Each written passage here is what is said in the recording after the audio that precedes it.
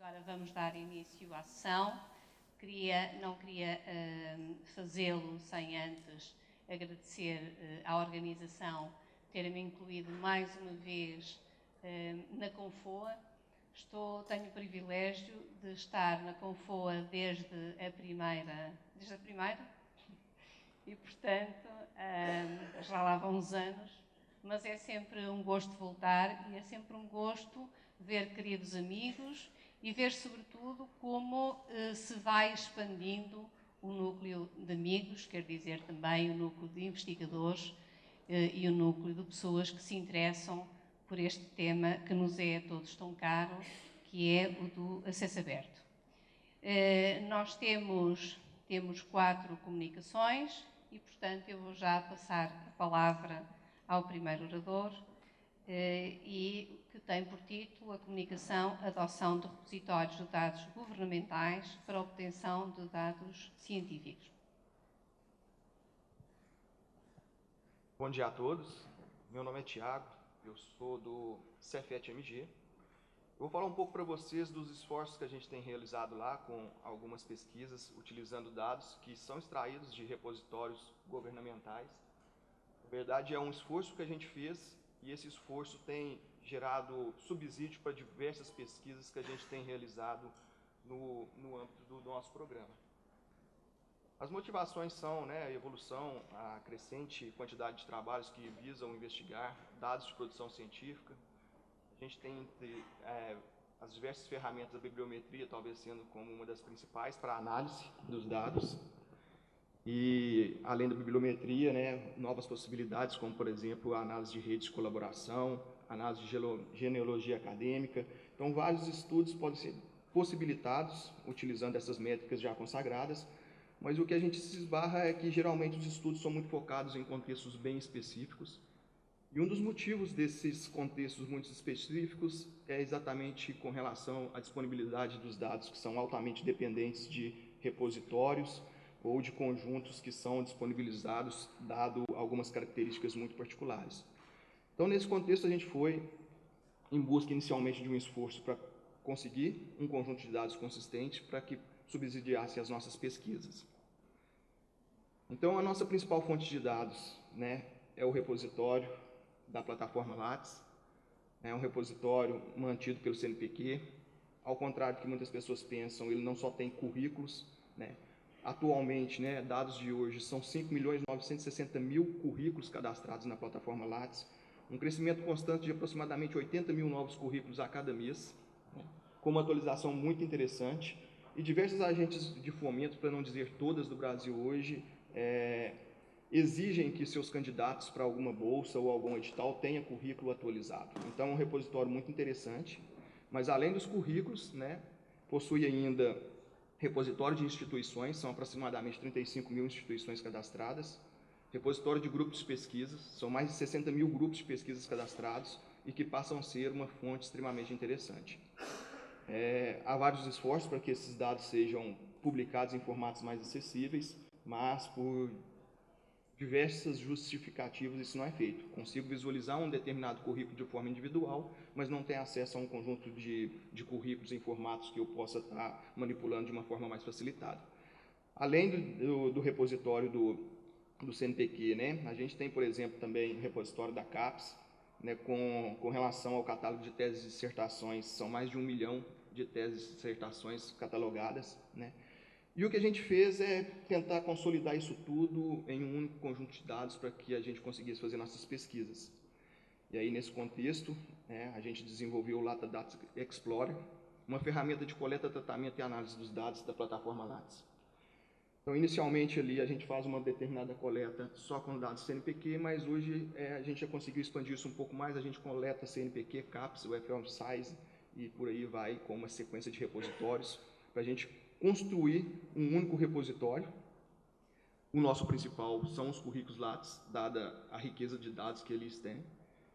E, construído esse repositório, e agora a gente tem possibilidade de analisar tudo de forma local, a gente tem alguns componentes que são responsáveis para impulsionar as nossas pesquisas. Aquele componente de seleção ali é um componente que foi desenvolvido visando utilizar operadores relacionais para que a gente conseguisse criar consultas com um potencial muito maior do que, por exemplo, a plataforma permite. Consigo selecionar, por exemplo, quem são os doutores brasileiros que foram formados em uma determinada instituição em determinado período de ano, ou aqueles que atuam em determinada área do conhecimento e que têm publicações com um determinado número de citações. Então, ele é um operador que faz com que a gente crie conjuntos, e isso aí dá um potencial muito legal. E a partir desses conjuntos que são criados, dado, né, a minha criatividade em criar as minhas consultas, a gente tem um componente chamado de tratamento dos dados, que ele é responsável por analisar os conjuntos que vão ser fonte de informações para as minhas análises, e dado, né, a métrica que eu quero estar adotando, ele gera o que a gente chama de extratos de dados. E aí esses extratos de dados eu consigo abrir, por exemplo, numa planilha eletrônica qualquer e fazer as análises que eu quero. Então, quando eu vou analisar os 6 milhões de currículos Lattes, por exemplo, e meu objeto de pesquisa são genealogia acadêmica, a gente gera um extrato de dados somente com dados de orientações, e aí eu consigo analisar de forma muito suave, né, um conjunto muito grande de dados, né? E eu estou falando de um conjunto muito grande de dados mesmo, né? Isso aí são resultados que a gente teve nas nossas primeiras extrações, e é o absurdo, né? São 11 milhões e meio de artigos em anais de congresso, 4 milhões e meio de artigos em periódicos, e a gente tem duas colunas ali que eu chamo geral único, por quê? Quando um trabalho é feito de forma colaborativa, ele aparece 2 vezes no conjunto curricular. Então, um artigo em análise de congresso que for feito por 3 autores, ele vai aparecer 3 vezes quando eu analisar esses 3 currículos, por isso que ele está na coluna geral.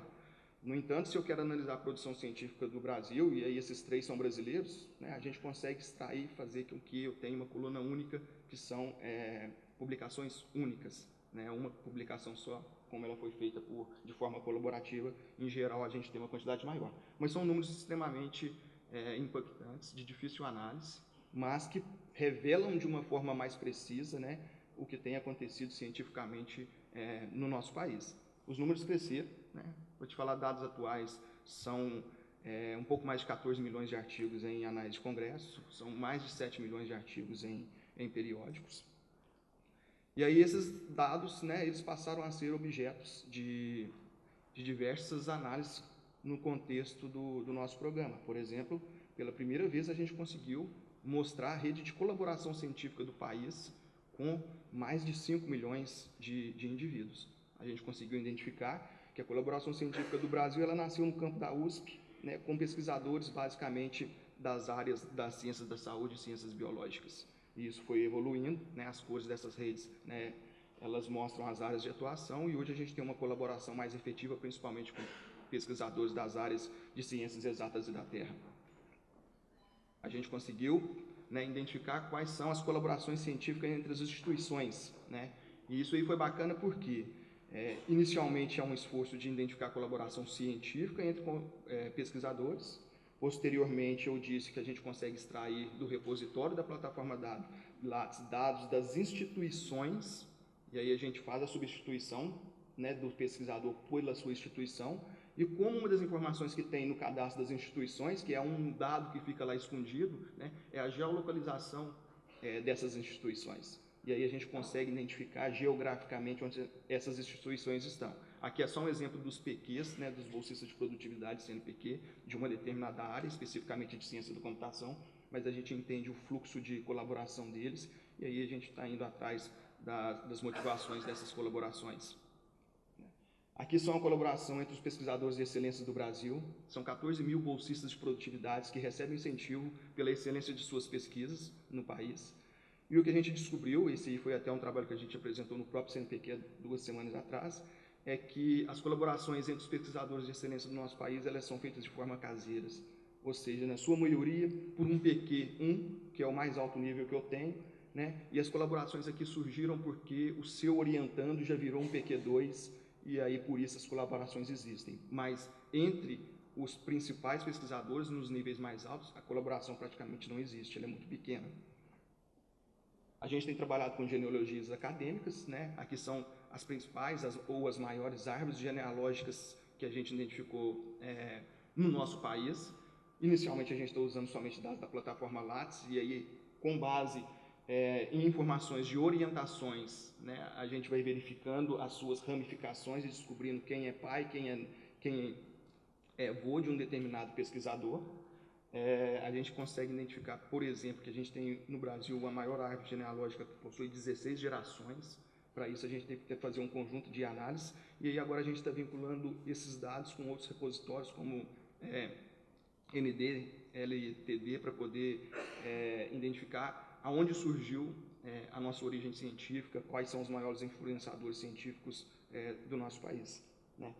Além disso, a gente tem trabalhado com dados textuais também. Isso aqui é uma extensão daquela plataforma que eu mostrei inicialmente, que analisa basicamente títulos de publicações, palavras-chave de publicações, e a gente tem identificado quais são as tendências, né, dado alguns algoritmos que a gente tem utilizado, de futuras pesquisas que têm potencial no nosso país. Então, a gente encontra quais são os principais tópicos de pesquisas no nosso país, não só por frequência, mas também com análises baseadas em redes, qual tópico é trabalhado com outro tópico com uma maior frequência. E todo esse esforço que eu estou apresentando para vocês é com o intuito de que, né, eu posso citar mais uma infinidade de possibilidades que a gente tem, e eu tenho um grupo pequeno lá que a gente não consegue trabalhar com isso. Então, o intuito nosso é que a gente divulgue esses dados agora e que as pessoas possam usufruir dessa infinidade de dados para novas pesquisas. Então, o primeiro esforço que a gente fez foi o Lattes Doctoral Dataset. No SBBD, que é o Simpósio Brasileiro de Banco de Dados do ano passado, houve um workshop onde ele aceitava trabalhos que descrevessem datasets públicos, né? Foi muito bacana, surgiram datasets de diversas naturezas e cada um deles vem com um artigo descrevendo. A gente divulgou os dados dos doutores brasileiros, né? E aí compilado desses repositórios que a gente consegue extrair, que tem 265.187 doutores que estão cadastrados na plataforma Lattes, com essa quantidade de dados aí, né? Para não divulgar dados simplesmente de forma bruta, né, a gente gerou extratos de dados. Esses extratos de dados estão estruturados, então você consegue manipulá-lo com muita facilidade, que possui, por exemplo, dados de formação acadêmica, de proficiências, orientações, produção científica, atuação profissional e as suas colaborações. Talvez a análise de grande volume de dados para colaboração científica seja algo extremamente complexo, dado, né, a dificuldade que eu tenho em termos computacionais, mas aí tem toda a colaboração científica de todos os doutores brasileiros, e aí você abre em alguma ferramenta de análise de redes e consegue fazer esses estudos. Então, esse é um primeiro esforço nosso. A gente também, né, tem uma série de dificuldades, né? A gente considera a plataforma Lattes como uma fonte extremamente rica, e aí, a partir do momento que eu consigo vincular essa plataforma com dados, por exemplo, de citações, de fator de impacto, inclusive de quais, aí eu não vou entrar no mérito da discussão de qual métrica é melhor que qual, mas a gente consegue ter resultados extremamente interessantes que nem o próprio CNPq tem com relação à base dele. Então, a gente pensa que sumarizar esses dados, como a gente tem feito, né, pode potencializar as pesquisas, principalmente no nosso país, onde a gente tem uma divisão que é um pouco clara de quem é da computação e consegue manipular dados e quem é da ciência da informação, que consegue analisar, mas às vezes não consegue ter grande volume de dados para poder estar analisando. Então, esse é o esforço que a gente tem feito lá agora, e temos, né, limitações ou dificuldades, eu não sei qual seria a palavra, mas a gente esbarra em algumas questões, né? Qual é a briga que eu vou ter com o CNPq na hora que eu liberar todos os currículos em formatos estruturados, se ele coloca captcha às vezes para poder não ter acesso por máquinas. Então, sim, a gente vive um dilema. A gente começou com esse esforço de liberar os dados dos doutores, eu acho que é um esforço bacana, né? E a gente está evoluindo aí para que a gente consiga fazer novos extratos e esses extratos sejam mais efetivos. Tiago, por que os doutores primeiro? Porque eles são, né, apenas 5% de todos os currículos que lá estão cadastrados, mas eles são detentores, por exemplo, de 65% de todos os artigos em anais de congresso, 74% de todos os artigos em periódicos, e como uma parte considerável deles submetem projetos de pesquisa, estão atuando em programas de pós-graduação, eles são, de certa forma, obrigados a manterem seus currículos atualizados. Então, é uma pequena fatia que tem uma grande representatividade da pesquisa científica do nosso país. E a gente caminha um pouco mais, a gente tem lei de acesso à informação, então, há 2 meses atrás, a CAPES começou a ter um esforço em divulgar os seus dados. Esses dados estão sendo divulgados, né, através de arquivos CSV, tem alguns descritores, mas a gente entende que os dados estão muito fragmentados. Então, o que a gente tem feito é unir esses dados e gerar extratos que sejam facilmente analisados pelo conjunto de pesquisadores que tenham interesse. Bom, esse aí é meu contato, né? Estou por aí também, vou estar aqui para algumas perguntas e obrigado.